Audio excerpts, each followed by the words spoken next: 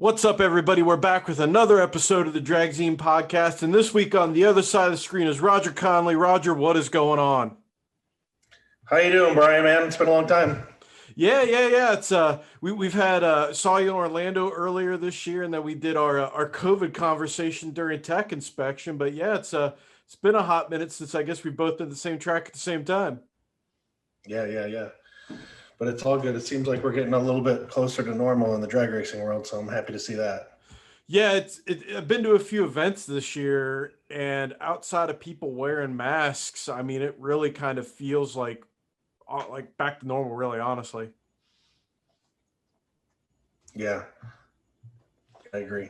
Which I'm perfectly fine with, and the mask doesn't bother me a whole lot when it depends on the event. Some of them really require them. If I'm like in a large group of crowded people, I'll pop mine back on. But I mean, otherwise, I'm just happy that we're not hunkered down in our homes again, waiting for imminent doom. Exactly. Back to our world.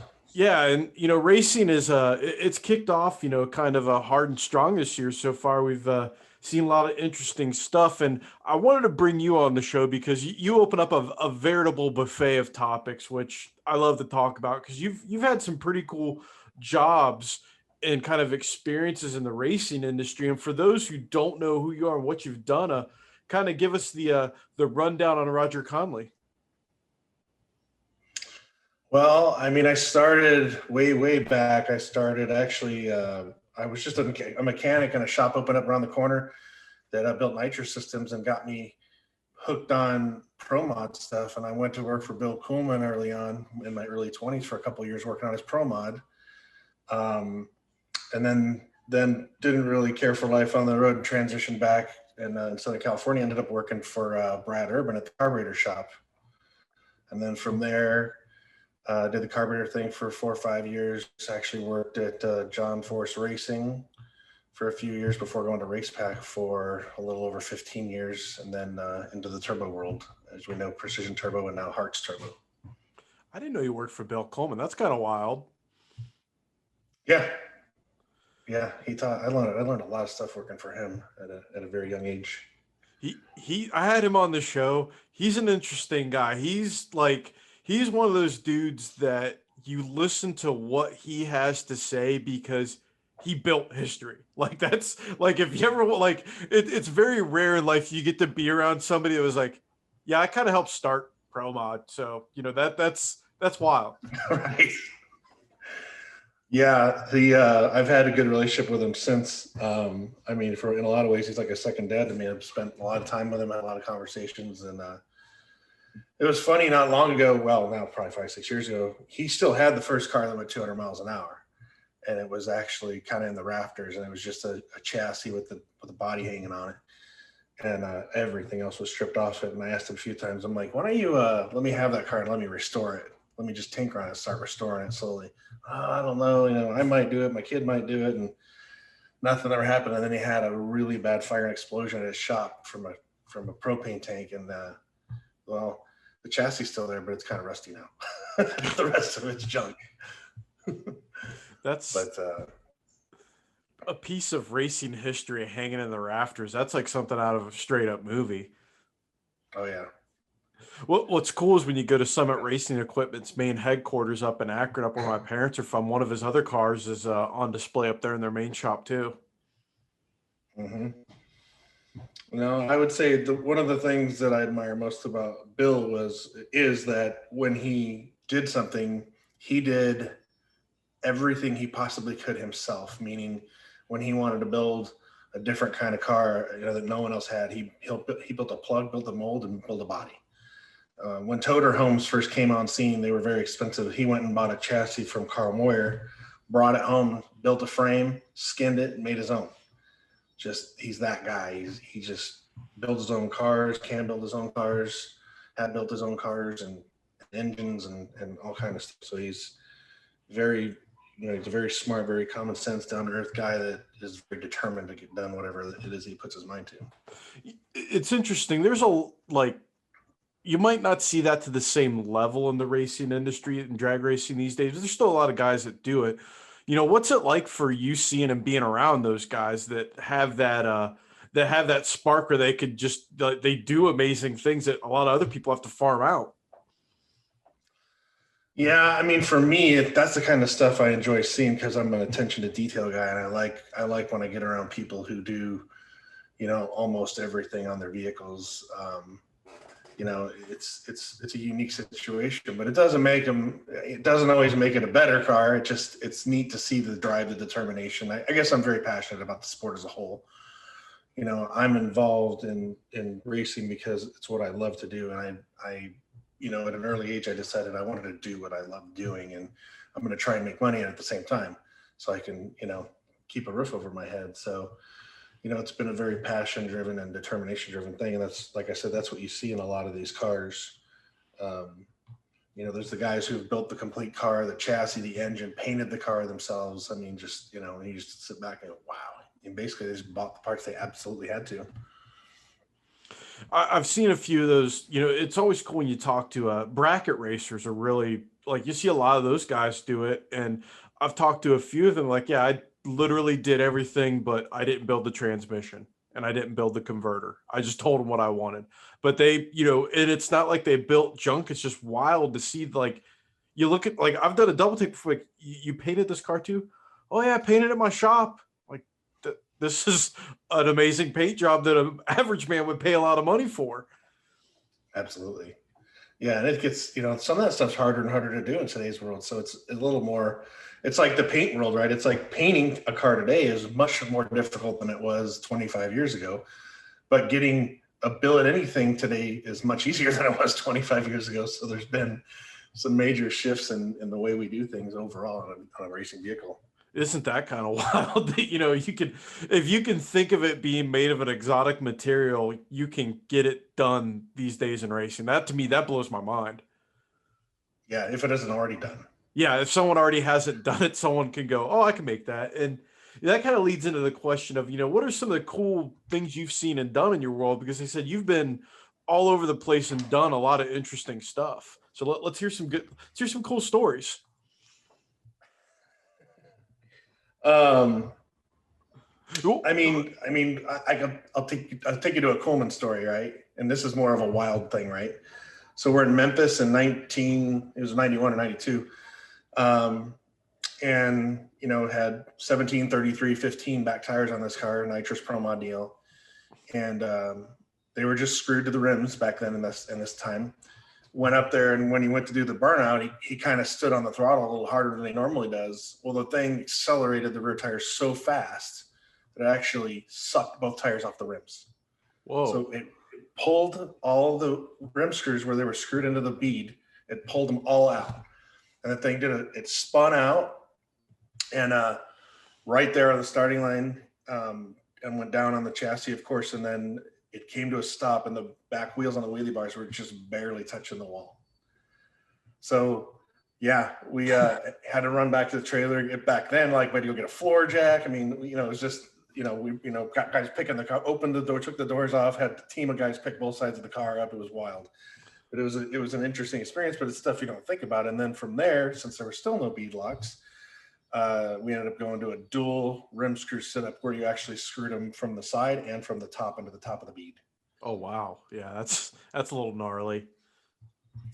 So that's one of the crazier Coleman stories. But it's just every time you do something like that, you learn, right? Because you never would have thought about the rate of acceleration of the back tire and how it grows and tries to draw the tire off the bead. It's just physics, right? And now we got guys going, almost 260 miles an hour on a set of radial tires when they want to be brave and crazy and running out the back door at MIR. Mm-hmm. Which, to me, to see those guys set those records like that. I've been at the track when radial tire quarter mile records have been set. That just, to me, that blows my mind. That's insane. Yeah, I couldn't agree with you more. I think that's pretty. I think for me, one of the biggest things in the last 2 years, I think that really has I'll say blown me away is really how fast you can go, or how quick and fast you can go in a stock style car. I've seen late model Mustangs with a supercharger on them and a set of radials, and really, full exhaust. Yeah, they got a tune in them and they might have something done to the engine and stuff like that. But from all out looks, it doesn't really look like anything close to a race car. I've seen them go 840s, no cage in them. Threw them out of the racetrack, honestly, a couple of them. But that's what's, the technology and stuff. If you ask me the question, what really shocks me about today's world versus 20 years ago, it's how freaking fast you can go. You could take, I know guys have taken new GT500s and really done virtually nothing bolt on, and just did tuning stuff to them. And they're running low nines with them.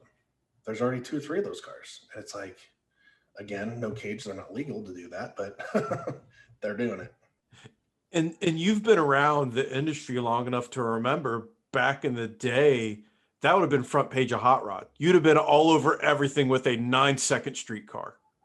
Oh, yeah.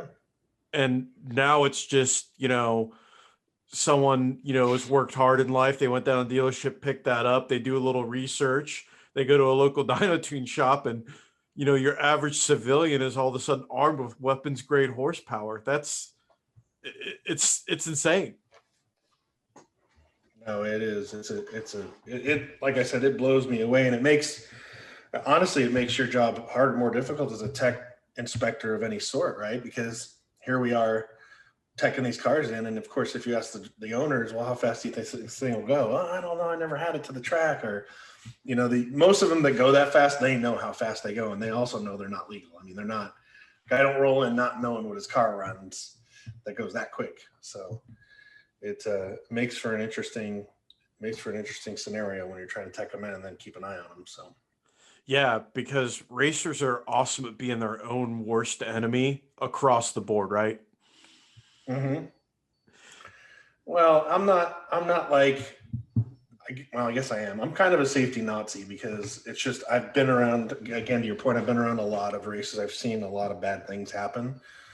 And I had a racer in Bradenton slapped the wall in a super stock car, and basically jammed on the brakes too hard, got sideways because he's stripe racing, and it pitched the car, and he tried to correct it, and it slid, and it just, at 100 and probably 60 miles an hour, it pancaked the wall perfectly, so hard it knocked the rear end over about 3 inches and it sheared the bolts off at the brake caliper. And then when it came back off the wall, it spiked the back wheel, tire, and axle and rotor off of it complete. Whoa. Like, it was crazy. And that car it was a Cobra Jet car. It's got a Race Tech seat in it, which is the safest seat you can buy. They're made out of New Zealand. It had a Race Tech seat in it, yet he was knocked unconscious. So he was unconscious for like a couple of minutes, and we finally got him up, and when he came to, he was kind of out of it, didn't really know where he was, knew his name, stuff like that. We sent him in. He had a couple of broken ribs. I told his crew chief, I says, the reason he was knocked out and the reason he broke ribs is because he was racing with the seatbelts loose. If his seatbelts would have been tight in that seat, he could have went end over end in that car and just walked away with it without a scratch. I said, but the fact that he's racing, and he goes, yeah, you're right. He says he's actually complaining about that seat the day before, saying how much he didn't like it because he couldn't see around it.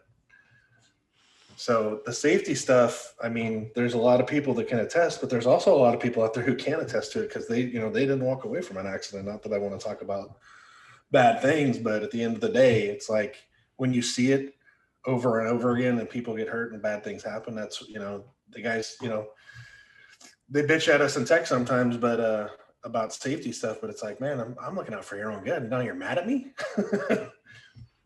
Oh yeah. Being around the track and some of the things I see guys skirting safety related, it's just, especially fire gear. Go talk to Lyle Barnett. Ask him what it's like to, to be in an easy bake oven of a car, and then tell me that it's uncomfortable for you to wear gloves racing. Like, no, it's like you said with the belts. I've seen guys and gals with belts so loose that it makes me anxious. Like when I see someone on the starting line getting ready to make a hit and they're leaning forward like this in the car, I'm like, dude, that's a no-go. Don't do that. I stopped 2 guys at Commerce at the ticket check, our starting line guy radioed down, they didn't have no gloves. They were running, one was running 9s, one was running 8s, rolled up on them. The one guy said, "Hey, you got some gloves?" And he pointed over and they were in the passenger seat. Oh. So other guy, he pulled up and I told him, "Stick both your hands up in the air." And he goes, "What?" I go, "Stick your hands up in the air." He sticks his hands up in the air, no gloves. I go, "Where's your gloves?" Same thing. He's on the passenger floorboard. I says, "Bro," I says, "Be one thing if you forgot them at home, they're in your trailer, whatever. But I mean, you got up to the starting line, didn't have them, but I mean, they're in your car. Come on, man." So yeah, it's crazy. They don't until it happens to them. But I'll tell you what, I had a guy, we were talking about the glove thing there, and a guy happened to be standing there, and he says, "My buddy got in a real bad fire without his gloves on." And you know what he said? And he told me, he said, "This is one thing no one thinks about." He goes, "The most humiliating thing in the world to me was 2 weeks I couldn't wipe my own butt." He goes, "I had to have my wife wipe my butt after I went to the bathroom." He goes, "Talk about humiliating, degrading." He says, "You'll never catch me without gloves on again." Never thought about that, but good point.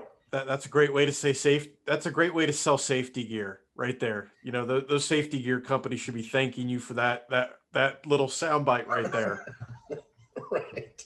But I mean, these are just some of the facts. It's, I ran a nitrous car for a couple of years in the mid 2000 or 2006 area, and I had a 20-layer suit, and people would be like, "You're crazy. You're in Southern California wearing a 20 suit." I said, "Listen, man," I said, I wouldn't race with less than a 15. I go, "But I guess I wouldn't race with less than a 20. But I go, at the end of the day, I said, if you're on fire," I go, "if I could stop time and jump in the car with you while you're on fire and say, 'Hey, bro, you want to kick in that extra 400 and give me 5 more layers of Nomex?'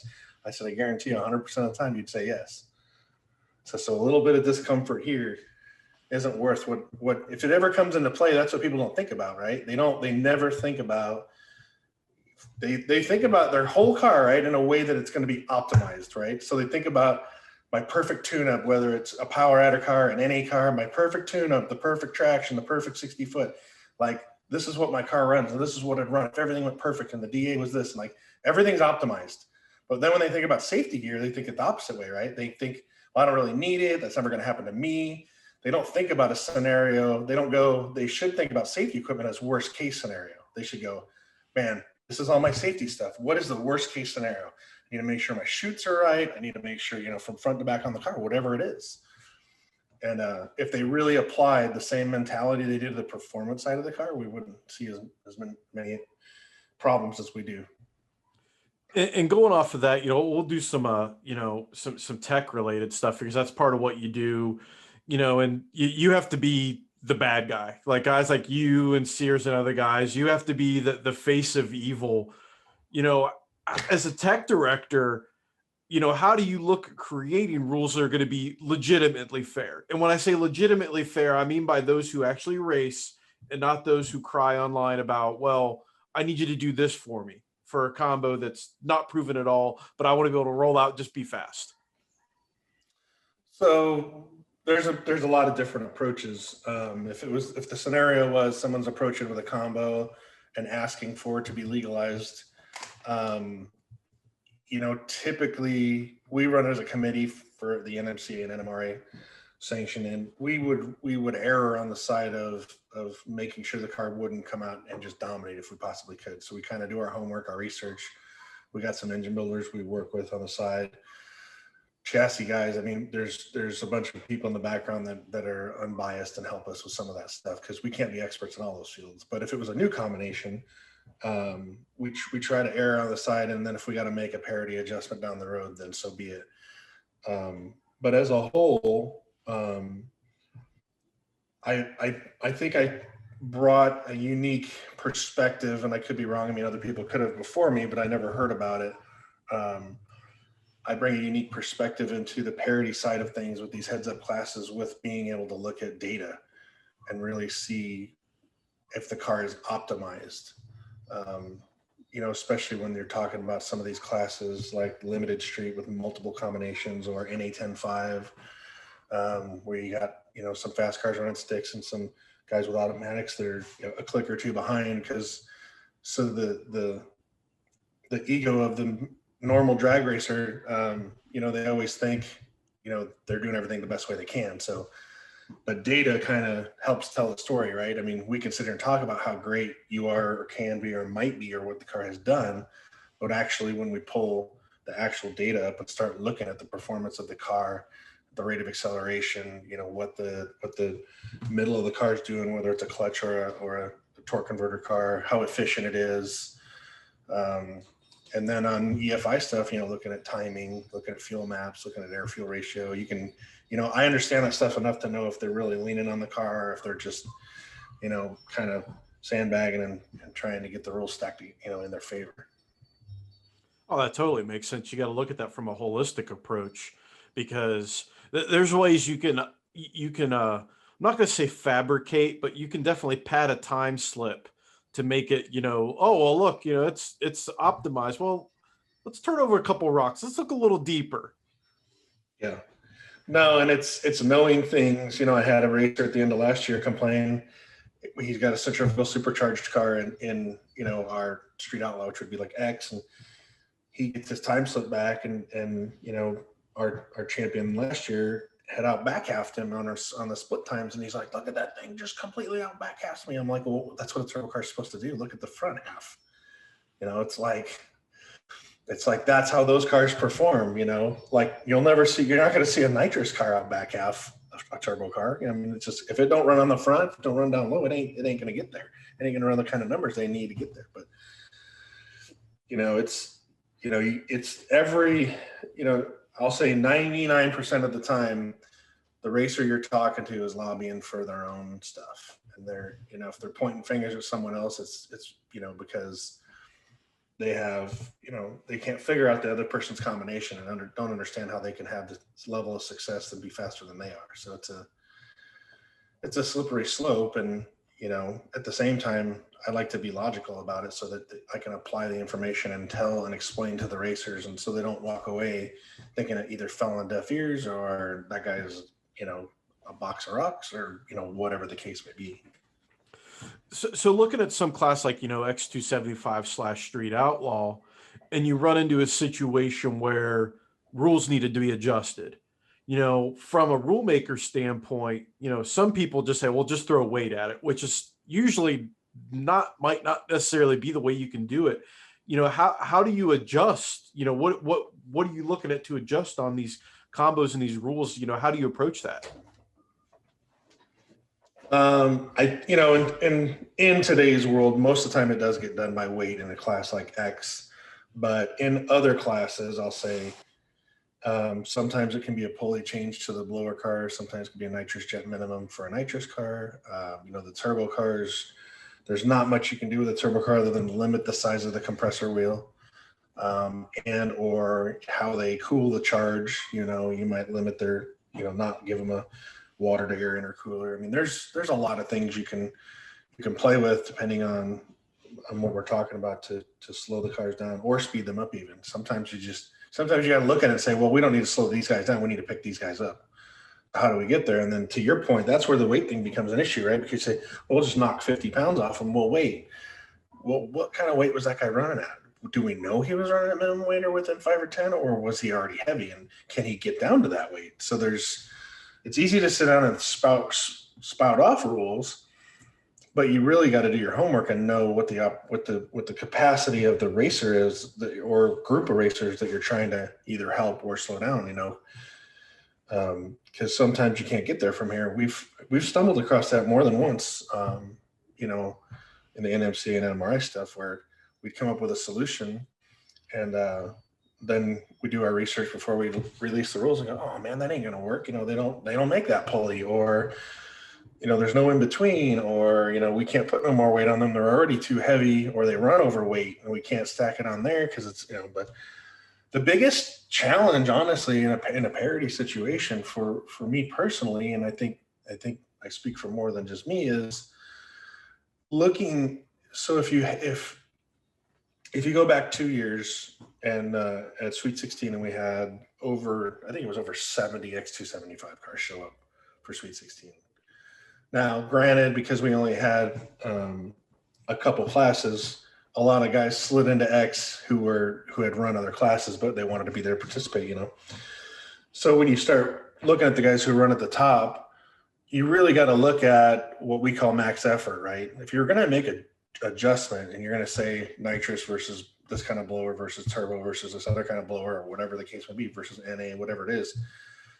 If you're going to really use the data that you see on a time slip, you really got to know if that's a max effort team. And what sucks about that is if you're making rules, and we do, based off what the max effort team does to keep the parity there, every time you make that adjustment, it knocks your B level team down. And because not everyone can afford to be a max effort team, whether it's monetarily or if it's time, so so then what happens is that's when you start seeing diminishing car counts, because you start getting so many max effort players. And when you get guys that get knocked down so many times, it just becomes one of those situations where, well, I might as well not even bother showing up anymore because I barely qualify. I can't run in the top 8. And then stuff like X, there's been so many, I think it was 2 years ago, there was like over 50 races available across the country to run X275 in different places. Well, when you have that many opportunities, there's not enough cars to spread out 50 different ways. So that hurts on car count stuff too. Roger, before we move on to the next question, I have to thank our episode sponsor here, AFR Airflow Research, the original CNC ported cylinder head. From the street enthusiast to the hardcore racer, AFR has designed a cylinder head for your application with the original goal in mind: just go fast. Now, for me, with a couple of my builds, when I was at Darlington for Woodstock, I approached John Sears and I was like, this is what I got. I want to get in where I can fit in. And John was very upfront and honest and broke down what I could do, what I couldn't do. This is what you should probably do. And I think some people get a little out of sorts with these rules and you rule makers. And where I'm going to go with this is, if a racer has a valid reason that a rule should be looked at, how should they go about it? What's their best course of action other than going online and screaming at the top of their lungs? The NMRA and NMCA's policy is you send an email to the rules committee. Every email that comes into us gets reviewed by the committee of 5 people, unconditionally, no matter what it is. You can come in and say, I think every car should be green. It gets brought across the board and we discuss it. And if there's a disagreement, we vote on it. And if we don't all agree unanimously, we vote on it. There's 5 of us, and you win some, you lose some. I've won some and I've lost some that I fought for, but we do it via email. So, which that's a great question. I'm glad you bring it up, because I still get guys who, they want to text me, they want to message me on Facebook, they want to just come to the track and talk to me at the scale. And I've had that. I've actually had that quite a few times where they'll talk to me at the scale and I'll say, yeah, just go ahead and send an email and we'll review it. And then they go to the next race, they come over to the scale. Hey, did you figure anything out on what I asked you about? I didn't see an email. Well, I talked to you here. And I said, yeah, and I asked you to email it. So that's sometimes you get caught up in the heat of the moment at the racetrack and you're race, and then you leave and you kind of are not as much. So, sometimes they don't, or they think I already addressed it when they talk to me. And it's just, I may be the tech director, but I'm still not the be all end all decision maker. It takes the group to agree on it for it to make a change or add something in or do whatever it takes. And I think you have to be reasonable about your requests as well. And that's, like I said, when I was talking with John, I told him, I said, my engine, my package isn't anything special. It's all street stop, it's a street car, yada, yada, yada. He said, listen, but you still have to run this, and this, because what's not to say that, again, the issue comes down to, just because you think it's going to run this doesn't mean that we let that in. And it's the same thing that Jason Miller faces with the World Cup, and someone else comes with a max effort similar deal that falls in line with your rules, and all of a sudden they've smashed everything. Yeah, no, I mean, that's the biggest fear, and it's across parity in heads up drag racing has got to be one of the most difficult things to continue to keep with the evolution of technology in our world.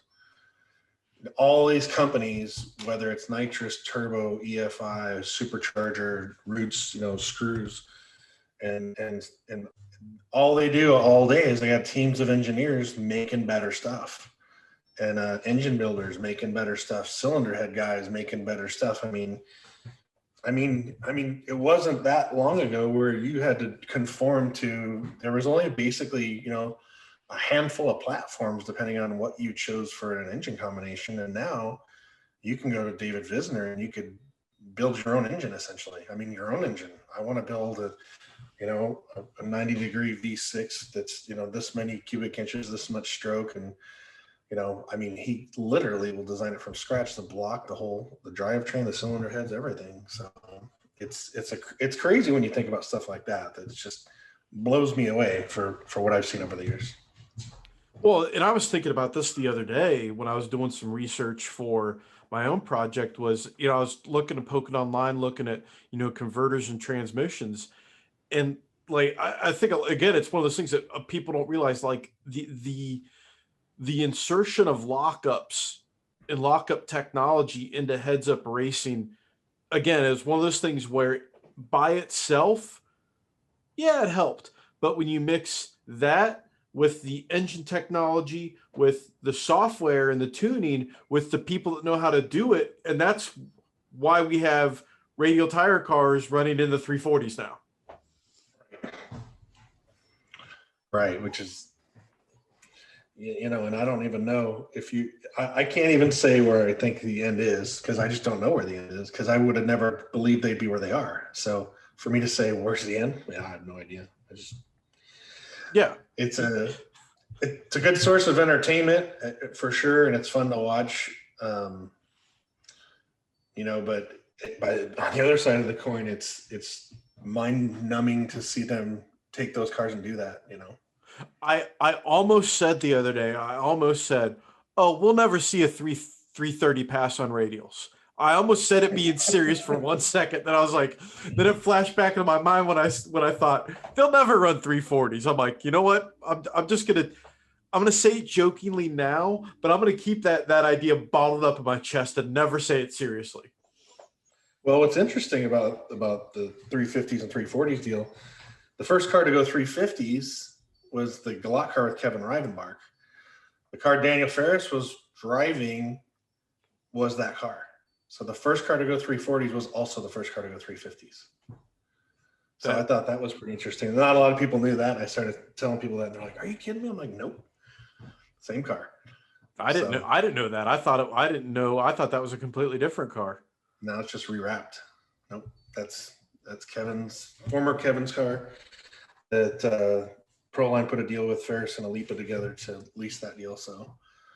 But that's the first car that went 350s is the same car that went first car to go 340s, South Georgia. Wow, that's kind of nuts, but not surprising at the same time. Well, it tells you a few things, right? It tells you that really it's not. So the chassis, you can't say, well, it came up with some new chassis technology. Well, no, it's the same chassis. It's the same basic combination. I think the engine might be a little different. I don't think it was a raised cam engine that went 350s. So there are some small changes, there has been some supercharger developments, but back to your other point, transmission stuff with lockups and converter drives and different transmission setups and stuff like that, I think plays a major role in it. And then we had very good atmospheric conditions, which helped a lot too. I joke now that, we're in the age of the Fast and Furious transmissions going down the track, that they have like 11 bajillion gears. You hear them shifting going down the track.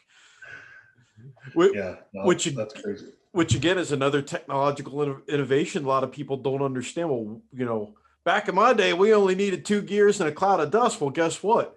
Got all those gears. That now unlocks even more potential about how you can tune a car, where you can put the power band. What's the track doing this round? I mean, it opens up that toolbox, and it's a little bit deeper for those tuners now. Mm-hmm. No, I mean, it's when someone explains it to someone, it makes sense. But before that, a lot of people have trouble wrapping their head around it.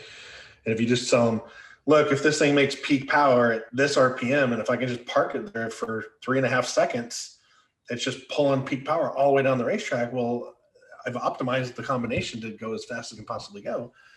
And then the light bulb goes on. Yeah.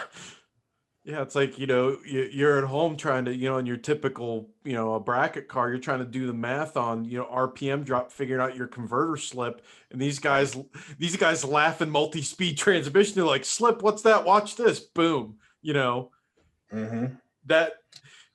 Again, it's all those pieces coming together. Like you said, it was the chassis that went 350s with a slightly tweaked motor with the new F4 blower with some smarter tuning and then a different transmission. And, here we go. Right. That's good for a 10th at that. And the quick, as well as I do, the quicker you go, the harder it is to find a 10th. I mean, 10th gets more elusive. The quicker you go, it isn't as easy. So yeah, it's horsepower in general. So if you talk to the guys that do standing mile and half mile stuff, hearing them, what they have to do to pick up power, and like they pick up any mile an hour at all, and they're losing their minds. And I never understood it until I started looking, it's harder to make that more power the faster that you're already going. And then you start looking into all the technology and the stuff that they do, and it all ties together. Yeah. Yeah, no, that's it's like I said, and I don't know, you wonder where technology stops, right? Or does it ever really? I mean, the thing is, like, NHRA has taken a pretty hard stance with a lot of their stuff, to the point where, like, you stick the fuel teams and they can't go out there and make new blocks anymore and they got stuff approved that they make now, even though some of them make them in house and stuff, but they can't go out there and start spreading the cylinders and like doing some of the stuff they used to do back in the day. I remember I was actually working at Forces when they first did the first setback blower thing, and they fabricated an intake manifold, and they actually started testing it on the blower dyno before they ever put it on the car. And it was there was a lot of interesting stuff that I saw and learned and heard come out of the room, and what they were doing, because of the way the air forces out of the blower and how it was making the engine run. And I mean, it was funny because they're always offsetting compressions and fueling and things like that to try to balance out the cylinders. And it was all just because of the direction that all the air was being forced out of the supercharger. And, Coyle one day just says, well, why don't we just move the supercharger back? And it's one of those things where you're like, that's a good idea. As dumb as that sounds. Someone goes, wait, we could do that? And then they go to the rule book and they go, well, it doesn't say we can't do it. But here and again, right? It's like, so they took the task on developing it. And then it's like, well, now you got to extend the main shaft on the drive shaft of the thing. And then they're getting flex on them because those things are turning so hard and making a lot of power. And then you're making braces and making snapping shafts, making them out of different material. I mean, like the list is, the pain list on stuff like that is, when you see it when you're behind the scenes, it's pretty incredible. But I mean, it had a major power advantage when they came out with it, so it did what they needed to do.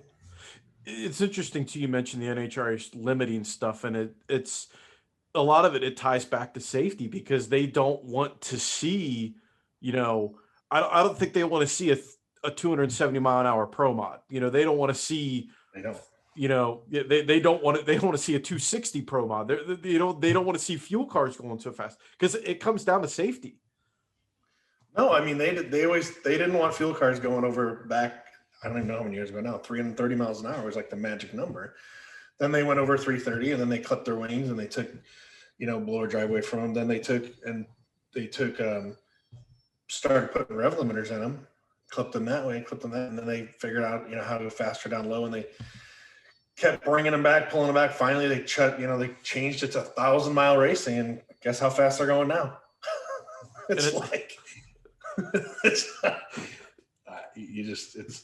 those teams want to do. And now I think that's part of why I'm 100% in agreement with you. They've taken the approach of starting to limit the parts, and try and make that kind of the equalizer and keep them pulled back, so they're just out there racing. But the problem is it kind of takes the guys the ingenuity out of the sport, right?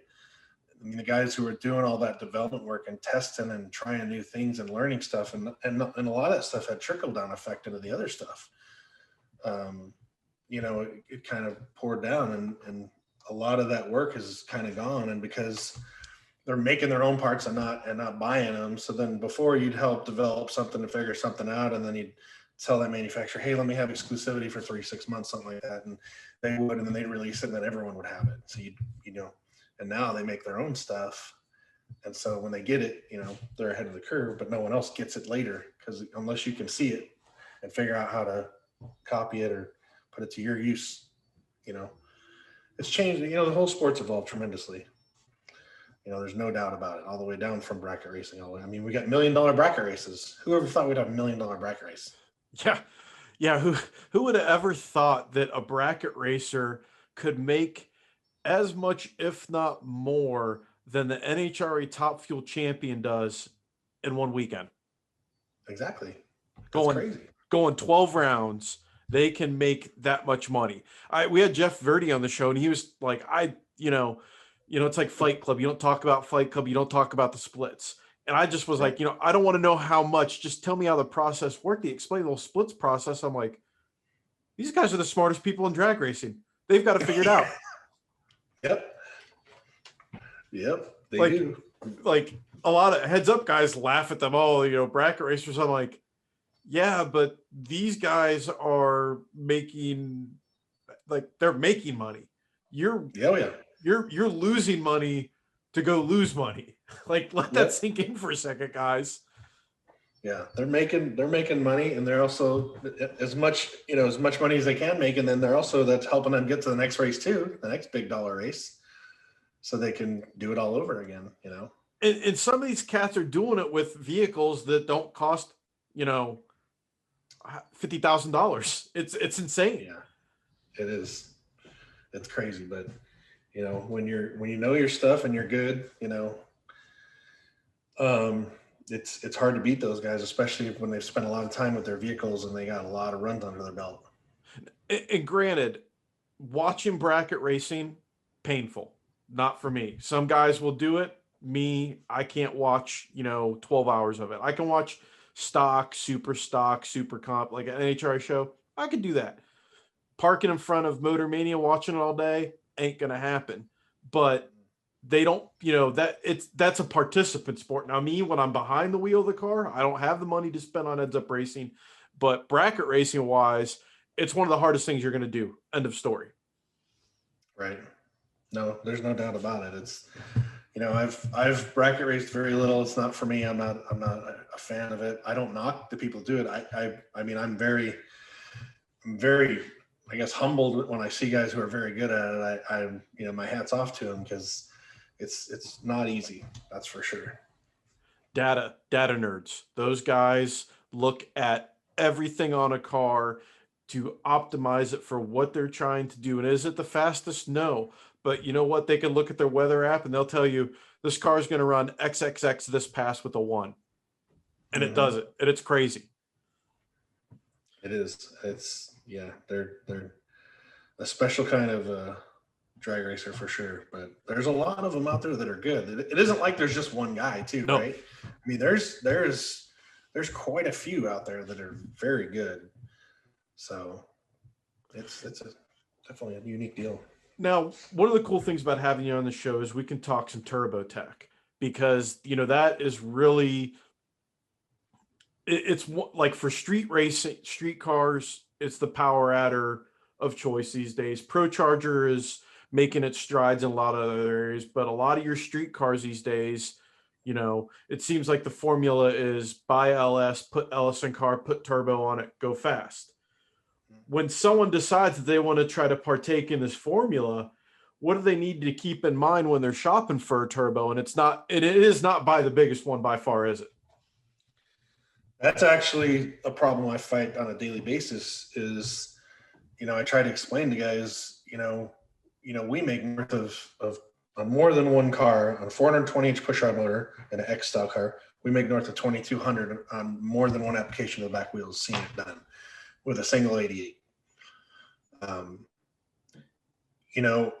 try to explain to guys that it's volumetric efficiency, and they, you say that word and it kind of throws them off to begin with, but it's just the amount of air the engine can process and the turbo can process, and then it's matching those two things up to give you what your desired level of horsepower is. So they always want the biggest, I want, 108s, 110s, whatever. I mean, they want these big turbos. And fortunately and it works like this with all the turbo companies, frankly, the frame size we run in when we're making big power, the GT55 Garrett or the Pro Mod Precision or We Colors and H4 at Hearts, you can go all the way from an 80 millimeter compressor all the way up to a 110 millimeter compressor in the same general format. So I try to explain to you guys, look, you got this window to play with. Why don't you start with my recommendation, even though it's smaller than what you're asking for? And then if we got to upgrade you, I'll take care of you and it only cost you a few $100 and we'll upgrade you to the size you think you need. And we'll go from there. But let's just try down here, because as much as a bigger compressor wheel has the ability to compress more air, it also brings along with it the same amount of resistance to compress the air. So it's a paddle wheel, right? And like I tell people, like if you were in the water and you were trying to swim, and I could size your flippers, but you only needed to go 10 miles an hour, you wouldn't want flippers that are 5 feet long, but you want the biggest ones you can get. Well, you'd get real tired real fast. You'd exert an exorbitant amount of energy trying to achieve your goal. Whereas you could take a 12-inch flipper and do the same thing and achieve your goal and have, much better results and get further and use less energy. So that's what I try to explain to them. And then the drive wheel, we like to run those as large as we can to maximize the flow and drive the compressor wheel. So, and the formula works out well, in most applications. So, but they see things, they don't, you get guys who are in unlimited classes who pay attention to cars that are in class rules. And so they say, well, this guy's got this size turbo. Well, the rules limit him to this size turbo, or the rules let him run whatever. And when you're in an unlimited style deal, when you're running this no time stuff and a lot of grudge, seen a lot of interest out of the no prep stuff and the grudge stuff, the no time stuff. I've sold several turbos to the Carolina No Time guys down there with some of them classes. They got a pretty cool all steel, all glass class down there that I think is pretty neat that I didn't even know about. But after I read the rules and talked to some of the competitors, I'm like, that's a pretty cool class. Oh, it is. It's really cool. The cars you see in that are definitely pretty. They're clean. They're nice. Yeah. No, it was a neat. I mean, Lance did a good job with that, and so, but like I said, I agree. The biggest thing about turbos is it doesn't need to be bigger. You just needs to be sized correctly. It's no different than all the other parts in your engine. If your heads are too big on one side and not the other, if you got too big of an intake versus your exhaust valve or port, you can get an image, can't get it out kind of thing. Or if, it just doesn't have enough, cylinder pressure to make the power to fill the port or do whatever. I mean, it's all the same shit. It's just sizing, And what are some of the next big advancements we're going to see in turbo technology? What's on the horizon? Do you think that's going to make turbos take that next step? Of the things I can talk about. Yeah. Forgot what you could talk about. I would say really just you're going to see, all these guys are pushing each other to be better at compressor wheel design, turbine wheel design, the aerodynamics. We play with the thickness of the blades. We want to find the balance between durability and performance, right? The thinner I can make that blade, the better. But I can accelerate the wheel faster. There's a point of diminishing returns when the thing self implodes. So one thing that I've learned that I didn't really pay attention to in my prior career path, or my prior place of employment, I should say, is, and I've seen it, and it's funny because I'm a data guy, right? And I really didn't pay that much attention to turbo shaft speed. And now over at Hearts, we pay attention to it a lot. And we do a lot of in-house testing. We got our own dyno. We got several engines. And there's a lot to be had by knowing the shaft speed. We know the window that the charger is happy in. And we've pretty much all of our customer cars currently in drag racing have shaft speed sensors on them hooked up, and we use that data not only to help in development, but to help with the tuning of the car. a customer bolt went on and call us up and be like, man, this thing, doesn't perform like I thought it would. Oh, well, what's the boost? What's the back pressure? What's the shaft speed? And then you find out it's like, well, we got a major problem here. This thing's running like 30,000 RPM under where it should be. And so we did some research and looked at it and found, that the exhaust really wasn't exactly how it should be, and had them change the exhaust around and do it kind of the way we recommend. And next thing you know, boom, now it's quicker, faster, more boost. Spools, all the above. It does what we said it would do. So the shaft speed is a tremendous tool that I think it's overlooked in the drag racing world quite frequently. Now, Hartz, you guys are the ones that make like the big old honking turbos that the no prep guys have used, right? Yeah, we make the big, I'll say in the range of 140, 145 millimeter singles. They came out of basically the tractor pulling world. Like Larson and Birdman and Will Hoyt and Eric Bain all have them, that big single. I was going to go with that because it was funny. You talk about racers and rules and how they look at things. And I always joke with, you get these conversations, who's the baddest racer, who's this, who that. And I said, listen, if there's one person that you do not want to piss off in the drag racing world is Larry Larson.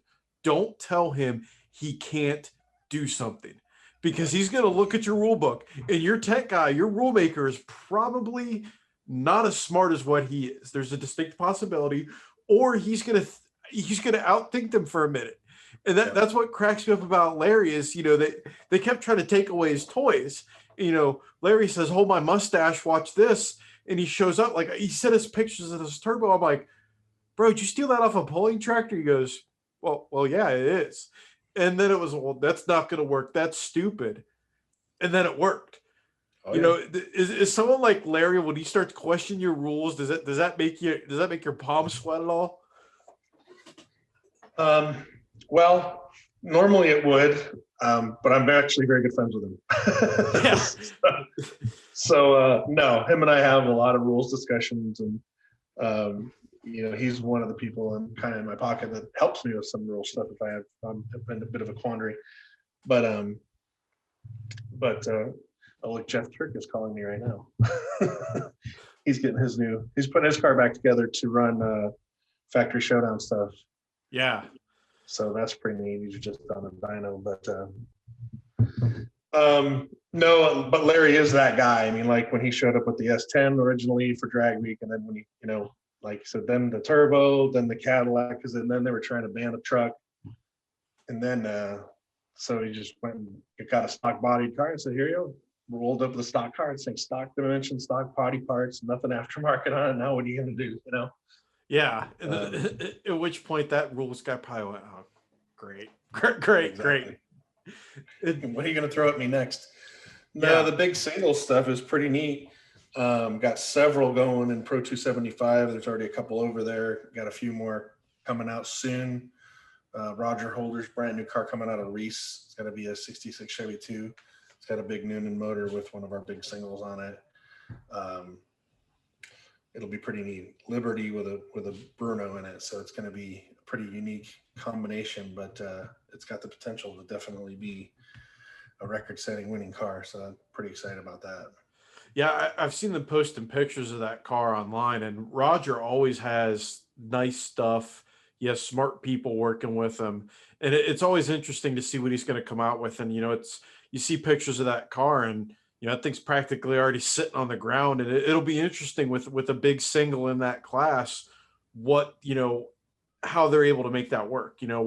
Because I think that with the resurgence and what we're seeing with guys doing with Pro Chargers now, I think you're gonna see more of that with turbos now, as like the rules evolve a little bit, the technology comes along, you're like, well, maybe we can do something with a big single. Yeah, the fear was with the big single stuff was just people were worried about spooling it. That's really what we see for fear. There's really nothing else. It'll make plenty of power. We've seen Larson Sling make 4,000 of the back wheels. Not even at max boost. I'm not going to tell you it wasn't close to max boost, but it wasn't at max boost. So on Fuel Tech's dyno. So, but the fear was always, can we spool it? And Larson has proven. I mean, Finney's car spools fast. All the guys running it, they figured it out. There was a learning curve. It wasn't easy. And then I got some more guys out there who are up and comers that are kind of thinking outside the box with how to spool it. And I've gotten some questions recently about the way they want to try and do stuff. And I said, well, that's worth a try. It's kind of a unique and interesting outlook, and it might work. But time will tell. You got to go out there and test it. But yeah, that was the biggest fear, is just, will it spool? And it does. I mean, when you pack all that exhaust, and flow plays a big role in it. And how you run the headers and things of that nature do play a big role in it. Is just beyond the tuning of how you run the timing and the fuel and stuff like that. I think the big thing we're seeing now is, you mentioned that the innovation might have been taken away from the fuel guys, but it hasn't been taken away from the small tire outlaw heads up guys. These guys will come up with some wild ideas and try just about anything just to see if it'll work. Yeah. I'll tell you, and I don't know if it would work, but, in Europe and the World Rallycross stuff, the turbocharged stuff over there, they use a fresh air anti-lag system where they actually draw fresh air into the exhaust and plumb fuel and burn fuel in there simultaneously, and it actually generates more heat. It's almost like a miniature turbine engine. And literally, when they go into a turn, they've got them set up and they run off shaft speed, where they'll push the clutch and come into a turn and come out of the turn, and the turbo will still be at whatever they wanted it to be at for RPM and boost. If it's 30, 40, 50 pounds, whatever the boost level they're running at, loses no boost. And they can make instant boost with the turbocharger, because they can basically drive at whatever speed they want based off how much fuel and air they got burning in the pipe. That's wild. And probably there's some drag racers that are going to hear this going, I wonder. Yeah, if you Google it, there's a bunch of YouTube videos. You can see all kind of stuff about fresh air anti-lag. This is going to debut, and then there's going to be a bunch of guys going out to their shop with a plasma cutter and a TIG welder and a drink. I want to see it. I'm challenging someone. Send me some pictures and videos. Let me know if I can help you. Just tell the Bruder brothers, bet you won't. There you go. And John Sears is going, please don't do this to me, please. Well, Roger, our time here is coming to an end, and I like to give my guests their opportunity to channel their inner John force and tell people where to find them out, what's going on, where they can learn more about them. So, Roger, the floor is yours. Tell people where they can learn, where you're going to be at, what you're involved with and what you got going on. Yeah, I mean, as most people know, my involvement is split between NMCA and NMRA these days as tech director, and then, my role over at Hart's Turbochargers. And so like this weekend, I'm going to the PDRA race as a representative for Hart's. I'm going to have 2 cars there running my stuff, Mark Metters out of the XRE stable, and then Jeff Rudolph. They'll both be running Pro Boost. So pretty excited about that. And then we got our Super Bowl race coming up for NMRA and NMCA in St. Louis, Madison area a couple weeks after that. That's our big event. Pretty excited about that. But, obviously in today's world, social media is the king of keeping up with where everyone's going to be and what's going on. And that's where we channel most of our stuff through at Hart's and Pro Media. So. And folks, I'll throw a plug out there for Pro Media too. It doesn't matter if it's the NMCA or the NMRA, go to one of their events. Like it is what I call a buffet of horsepower. You will see a little bit of everything, especially in an NMCA race, because they got everything from pro mods, the stock and super stockers, bracket racing, true street cars. Like literally, if you do not see it at an NMCA race, it probably doesn't exist. So in the race coming up in Madison, our Super Bowl race, we're going to have both sanctions there. And then on top of it, at the end of the race, we take and the NMRA squares off against the NMCA. So, and that's the weekend of May 15th. So that's even a more spectacular race to watch. And there's a lot more going on and a lot more up for grabs. But yeah, I mean, I will tell you this, Todd Tutterow, who I've known for a long time, and I'm friends with, he came up to me. He was in Bradenton, working on Abbott's Pro Mod, and he came up and he ended up driving because Abbott got sick and couldn't drive. And Todd came up to me and he said, "You know what? I got to tell you something." He said, "I've been to a lot of racetracks. I've been around a lot of sanctioning bodies." He says, "I've never in my life been to a race where I was treated so well not only as just an individual, but as a team. And he says, I got to tell you, my hat's off to you guys. You guys work really hard to make sure we feel very well accommodated. And I thought that's I've heard that before from other racers, and I'm not discounting them, but I know the amount of exposure Todd Tuttero's had around the world and the places he's been and places he's raced. I mean, that's a pretty big compliment. And you know what? We'll end things on that, Roger. Thank you for joining us. Thanks to AFR Pro Charger Performance Distributors for sponsoring the show. Roger, we will see you at the track very soon. All right. Thanks, Brian.